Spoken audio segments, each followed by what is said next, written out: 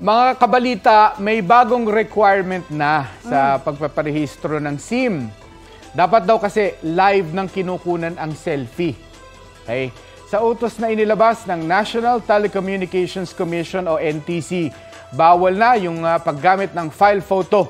Sabi pa ng NTC, mapa-flag kung may record ng taong nagpaparehistro, lalo kung mahigit 5 SIM na ang kanyang narehistro.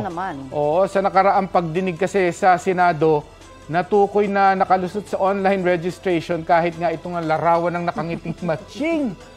Sa press conference naman ng Philippine Anti-Organized Crime Commission na ipakitang mailulusot kahit ang larawan ng cartoon characters. Balita ko, may tututukan kayo tuwing 11 a.m. sa GTV. Alamin ang mahalagang balita at impormasyong dapat ninyong malaman sa Balita Ko tuwing Lunes hanggang Biyernes.